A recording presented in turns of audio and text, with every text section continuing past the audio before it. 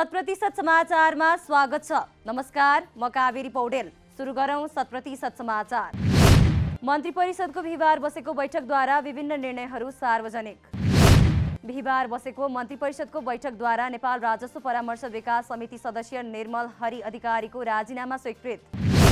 COVID-19 को आकस्मिक प्रतिकार्य तथा जनस्वास्थ्य जोखिमको पूर्व तयारी परियोजनाका लागि विश्व बैंकबाट प्राप्त हुने 18 मिलियन अमेरिकी डलर थप ऋण सहायता प्राप्त गर्न वार्ता टोली गठन। विनोद कुमार भट्टराईलाई नेपाल न्याय सेवा कानून समूहको राजपत्रकृत प्रथम श्रेणीमा नियुक्त गर्ने निर्णय। रामप्यारी सुनवारलाई नेपाल न्याय सेवा न्याय समूहको राजपत्राङ्कित प्रथम श्रेणीको पदमा नियुक्ति गर्ने निर्णय। सन्दीप चन्द्र बानिया, सुदीप चन्द्र बानिया र आत्मा राम कुर्मीको नेपाली नागरिकताको प्रमाणपत्र रद्द गरी नेपाली नागरिकताबाट हटाउने निर्णय मन्त्री परिषदको निर्णय। सरकारका प्रवक्ता कार्कीका अनुसार सत्य निरूपण तथा मेलमिलाप आयोगको सिफारिस बमोजिम पूर्णप्रसाद पौडेल सहित 29 जना व्यक्तिहरूलाई 23,20,000 रुपैयाँ क्षतिपूर्ति उपलब्ध गराउने निर्णय। भारतीय सशस्त्र सीमा बलको 18औं वार्षिक उत्सव कार्यक्रममा सहभागी हुन सशस्त्र प्रहरी महानिरीक्षक शैलेन्द्र खनाललाई स्वीकृति दिइने। भूमि व्यवस्था, सहकारी तथा गरिबी निवारण मन्त्रालय अन्तर्गत गरिबी निवारण कोष अभिलेख व्यवस्थापन कार्यक्रम कार्यान्वयनका लागि 5 जना अधिकृतहरूको अस्थायी दरबन्दी स्वीकृत गर्ने। भोटेओडा आँखा उपचार केन्द्र सुन्दर बजार लमजुङलाई भवन निर्माण गर्न 1 रोपनी जग्गा लिज उपलब्ध गराउन स्वीकृति दिने। राष्ट्रिय युवा परिषदको उपाध्यक्ष नियुक्तिका लागि डाक्टर दामोदर रेग्मीको अध्यक्षतामा 3 सदस्यीय सिफारिस समिति गठन गर्ने निर्णय। देशलाई सबै खालका अन्यायबाट मुक्ति दिलाउन चाहेको नेकपा एकीकृत समाजवादीका अध्यक्ष माधव कुमार नेपालको भनाई। शुक्रबार काठमाडौँमा आयोजित उत्कृष्ट युवा किसान सम्मान कार्यक्रममा अध्यक्ष नेपालले देशलाई सबै खालका अन्याय, अत्याचार र शोषण दमनबाट मुक्ति दिलाउन चाहेको भनाई।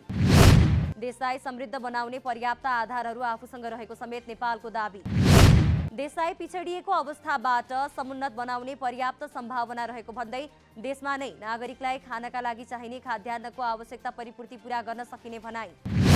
कृषिमा लाग्दा इज्जत नघट्ने भन्दै सरकारले कृषिलाई बजारसँग जोड्न भौतिक पूर्वाधारको विकासमा जोड दिनुपर्ने भनाई। सरकारले गुणस्तरलाई हेरेर छिटो र छरितो विज्ञान प्रविधिलाई कृषिमा जोड्नुपर्ने भनाई। प्रविधिको प्रयोगसँगै वातावरणलाई पनि त्यतिकै महत्त्व दिन आवश्यक रहेको नेपालको जिकिर। नेपालमा प्रति हेक्टर प्रति बिघा उत्पादन गर्ने क्षमता अत्यन्त कम रहेको भन्दै थोरै ठाउँमा धेरै उत्पादन हुने गरी आधुनिक तरिकाबाट कृषि गर्नुपर्ने भनाई। पार्टीमा कसैलाई भेदभावपूर्ण व्यवहार नरहेको नेकपा एमालेका महासचिव शङ्कर पोखरेलको दाबी। नेकपाको निरन्तरताका नाममा माधव नेपाल समूहका नेताहरूलाई विभेद गरेको भन्ने गुनासोबारे पोखरेलको खण्डन। नेकपा एमालेले 8औं महाधिवेशनबाट नै पार्टीमा नयाँ पुस्ता भित्र्याएको दाबी गर्दै एमालेको सिको अहिले अन्य दलले गर्न थालेको दाबी। हालै मात्र एमालेको विधान महाधिवेशनले 3 पुस्तालाई जोड्ने र महिलालाई समेत 33% सुनिश्चित गरेको दाबी। सरकारको निर्णय हेरेर मात्रै एमालेले एमसीसी बारे धारणा तय गर्ने भनाई। नेकपा एमालेको 10औं राष्ट्रिय सम्मेलनबाट नयाँ कार्यसमिति चुनिएपछि नेताहरूको कार्यविभाजन। अध्यक्ष केपी शर्मा ओलीद्वारा पार्टीको समग्र नेतृत्व गर्दा वरिष्ठ उपाध्यक्ष ईश्वर पोखरेललाई नीति अनुसन्धान प्रतिष्ठानको जिम्मा। युवराज गेवालीलाई प्रदेश र स्थानीय तह संयोजन गर्ने र उपाध्यक्ष अष्टलक्ष्मी साक्यलाई राजनीतिक समन्वय संयोजन गर्ने जिम्मा। उपाध्यक्ष रामबहादुर थापालाई कूटनीतिक सम्बन्ध र राष्ट्रिय सुरक्षाको जिम्मा दिँदा महासचिव शङ्कर पोखरेललाई सांगठनिक कामको संयोजन गर्ने जिम्मा। उपाध्यक्ष विष्णु पौडेललाई सांगठनिक कामको अनुगमन गर्ने जिम्मा दिइयो। पृथ्वी सुब्बा गुरुङलाई प्रचार तथा प्रकाशन विभाग प्रमुख, उपमहासचिव विष्णु रिमाललाई निर्वाचन विभाग र आर्थिक कोष व्यवस्थापन प्रमुख। स्थायी कमिटी सदस्य घनश्याम मुसाललाई अर्थ तथा योजना विभाग, सचिव टोपबहादुर रायमाझीलाई भौतिक पूर्वाधार तथा यातायात व्यवस्था विभाग। गोकर्ण विष्टलाई ऊर्जा, योगेश भट्टराईलाई स्वास्थ्य विभाग प्रमुख र अर्का सचिव लेखराज भट्टलाई सुदूरपश्चिम प्रदेश इन्चार्जको जिम्मेवारी। स्थायी कमिटी सदस्य मणि थापालाई भूमि व्यवस्था विभागको जिम्मा। प्रधानमन्त्री शेरबहादुर देउवा र माओवादी केन्द्रका अध्यक्ष पुष्पकमल दाहाल बीच भेटवार्ता। शुक्रबार बिहानको भेटमा दाहालद्वारा नेपाली काङ्ग्रेसको महाधिवेशनबाट निर्वाचित सभापति सहित पदाधिकारीलाई सभापति देउवा मार्फत बधाई तथा शुभकामना। सदन सुचारू गर्ने लगायतका समसामयिक राष्ट्रिय मुद्दामा सर्वदलीय बैठक बोलाउने विषयमा पनि दुई नेताबीच छलफल। क्रिकेट खेलाडीमाथि गरिएको भनिएको कारबाहीबारे दाहालद्वारा प्रधानमन्त्रीको ध्यानाकर्षण। आगामी दिनमा गठबन्धनलाई थप बलियो बनाएर लैजानु पर्नेमा दुवै नेताबीच सहमति। सहकारी तथा गरिबी निवारण मन्त्रालयद्वारा मुक्त हलिया समस्या समाधान अध्ययन कार्यदल गठन। श्याम श्रेष्ठको नेतृत्वमा 5 सदस्यीय कार्यदल गठन गरिएको मन्त्री शशि श्रेष्ठद्वारा जानकारी। शुक्रबार संसदको राज्य निर्देशक सिद्धान्त समितिको बैठकमा मन्त्री श्रेष्ठद्वारा कार्यदल गठन भएको जानकारी। कार्यदलमा अधिकार कर्मी र मन्त्रालयका कर्मचारीहरू समेटिए। कार्यदललाई 15 दिनको म्याद दिइएको र कार्यदलले समस्या समाधानको उपाय एवं विकल्प सहितको अध्ययन प्रतिवेदन दिने। सरकारले 2065 सालमै मुक्त हलिया घोषणा गरे पनि हलियाका समस्या उस्तै। यसअघि दिइएको लगत अनुसार हलियाको व्यवस्थापन हुन नसकेको र लगत पनि छुटेको भन्दै अधिकारीहरूद्वारा सरकारको ध्यानाकर्षण। ललितपुर महानगरपालिकाको समग्र विकासका लागि सबै राजनीतिक दलहरूबीच सहकार्य गरी काम गरेको ऊर्जा जलस्रोत तथा सिँचाइ मन्त्री पम्फा भुसालको भनाई। महानगरपालिकाको कला संस्कृति तथा सम्पदाको विकास र संरक्षण गर्ने र भौतिक पूर्वाधारको विकास गर्ने लगायतका कामहरूमा सबै राजनीतिक दलहरूबीच सहकार्य भइरहेको भुसालको भनाई। महानगरपालिकाको विकासको निम्ति राजनीतिक तहमा कुनै पनि मतभेदहरू नभएको स्पष्टोक्ति। राजनीतिक विचार र आस्थालाई आफ्नै ठाउँमा राखेर राजनीतिक दलहरूले आफ्नो ठाउँको विकासलाई पहिलो प्राथमिकतामा राखेर काम गरिरहेको भनाई। ललितपुर महानगरपालिकालाई भौतिक पूर्वाधार, जनशक्ति, स्वच्छ वातावरण लगायतमा विकास गरेर सम्पन्न महानगरपालिका बनाउन सकिने धारणा। नेपाली कांग्रेसको सभापतिमा पराजित नेता डाक्टर शेखर कोइरालाद्वारा चुनाव हारे पनि आफूले प्रतिनिधि र लोकतन्त्रवादीहरूको मन जित्न सफल भएको दाबी।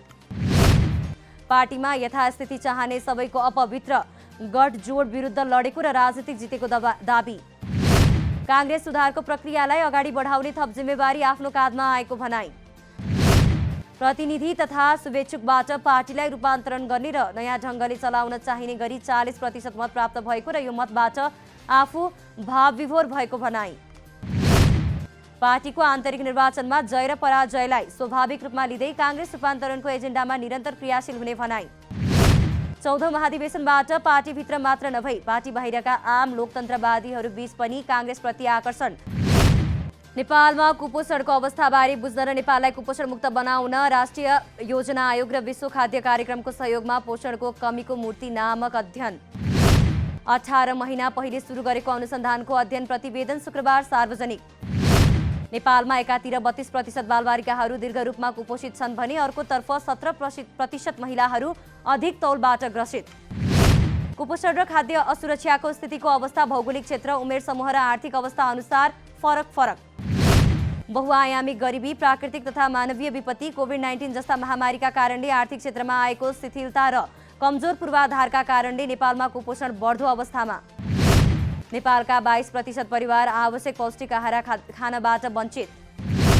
कुपोषणका मुख्य कारणहरूमा न्यून खाद्य विविधता, खाद्य पदार्थमा आवश्यक पोषण तत्त्वको कमी र ताजा पोषिलो खाद्य वस्तुको उत्पादन घट्नु रहेको अनुसन्धानबाट खुल्यो। व्यवस्थित रूपमा कुपोषणको रोकथाम गर्न बहुक्षेत्रीय प्रयासको आवश्यकता। विगतका वर्षहरूमा कुपोषणको क्षेत्रमा केही उपलब्धि हासिल भए पनि नेपालमा भने यो समस्या विद्यमान रहेको आयोगद्वारा जानकारी। कुपोषणको विद्यमान अवस्थालाई निर्मूल पार्न राष्ट्रिय तथा अन्तर्राष्ट्रिय सङ्घ संस्थाका साथै नेपाल सरकार पनि लागि परेको आयोगको दाबी। बिउ दिएर मात्रै होइन, रोप्न पनि सिकाउन सके नेपालको विद्यमान कुपोषणको अवस्था सुधार आउने सरकारवालाहरूको भनाई। पछिल्लो 24 घण्टामा देशभर 274 जना कोरोनाबाट संक्रमित। स्वास्थ्य तथा जनसङ्ख्या मन्त्रालयका अनुसार 9016 जनाको नमुनाको परीक्षण गर्दा 274 जनामा संक्रमण पुष्टि। पछिल्लो 24 घण्टामा कोरोनाबाट 3 जनाको मृत्यु। यो सँगै नेपालमा कोरोनाबाट मृत्यु हुनेको संख्या 11570 पुग्यो। गत 24 घण्टामा 270 जना संक्रमण मुक्त, हाल 5522 जना सक्रिय संक्रमित। नेपाल टेलिकमले देशका सबै स्थानीय तह अन्तर्गतका वडा कार्यालय, स्वास्थ्य संस्था तथा सामुदायिक विद्यालयमा टेलिफोन तथा ब्रोडब्यान्ड इन्टरनेट सेवा उपलब्ध गराउने। नेपाल टेलिकमद्वारा नेपाल सरकार, संघीय मामिला तथा सामान्य प्रशासन मन्त्रालयसँग यो परियोजनाका लागि सम्झौता पत्रमा मन्त्रालयको तर्फबाट सहसचिव डाक्टर गोपीकृष्ण खनाल र कम्पनीको तर्फबाट प्रबन्ध निर्देशक दिल्लीराम अधिकारीको हस्ताक्षर। संघीय मामिला तथा सामान्य प्रशासन मन्त्रालयले यी कार्यालयमा टेलिफोन तथा ब्रोडब्यान्ड सेवा उपलब्ध गराउने सम्बन्धमा माग सङ्कलन गर्ने। कार्यक्रम कार्यान्वयनका लागि सम्बन्धित स्थानीय तह र नेपाल टेलिकमसँग आवश्यक सहजीकरण तथा समन्वय गरिने। नेपाल दूरसञ्चार प्राधिकरणमा रहेको ग्रामीण दूरसञ्चार कोष प्रयोग गरी नेपाल टेलिकम मार्फत सञ्चालित परियोजना कार्यान्वयनमा मन्त्रालयले नेपाल टेलिकम र स्थानीय तहलाई आवश्यक समन्वय र सहजीकरण गर्ने। स्थानीय तहको वेबसाइट तथा अनलाइन सेवाका लागि प्रयोग हुने वेब वेस्ट एप्लिकेशनका लागि निशुल्क इन्टरनेट उपलब्ध हुने। नेपालगञ्ज स्थित खाद्य व्यवस्था तथा व्यापार कम्पनी लिमिटेडद्वारा कृषकहरूको धान खरिदका लागि आह्वान। वर्षाका कारण धान गुणस्तरीय नहुँदा कृषकहरू बिक्री नगरी फर्किँदै। धान लिएर आउने कृषकहरूको धान गुणस्तरीय नहुने हुँदा समस्या आएको उनीहरूको दुखेसो।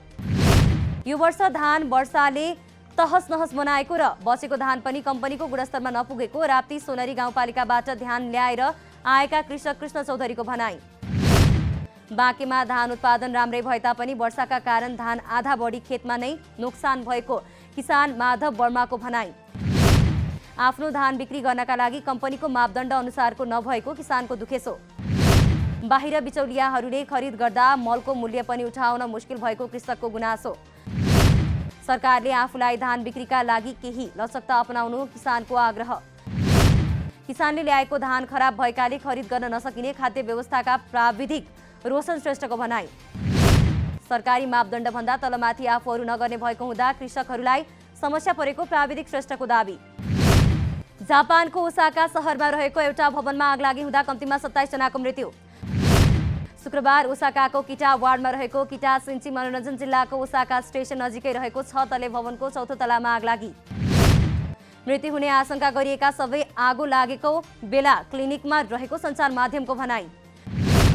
उद्धार अधिकारीहरूलाई शुक्रबार बिहान आगोको बारेमा सचेत गराइयो। शहीद स्मारक ए डिभिजन लिग अन्तर्गत त्रिभुवन आर्मी फुटबल क्लब र सातोबाटो युथ क्लब बराबरीमा। त्रिपुरेश्वर स्थित दशरथ रङ्गशालामा शुक्रबार दुवै टोलीले 1-1 बराबरी खेले। खेलमा सुरुवाती अग्रता बनाएको आर्मीको खेलको 10औं मिनेटमा थप अग्रता। दिनेश हेन्जनले पेनाल्टी बक्सबाट गोल गर्दै आर्मीलाई 1-0 को अग्रता दिलाए। सातोबाटोका मार्टिन्स अजाईले 16औं मिनेटमा गोल गर्दै खेललाई बराबरीमा ल्याए। बराबरीसँगै 5 खेलबाट 9 अङ्क जोड्दै आर्मी तेस्रो स्थानमा यथावत। बराबरीपछि सातोबाटो 8 अङ्क सहित चौथो स्थानमा उक्लियो। 100% समाचार अहिलेलाई यति नै। नमस्कार।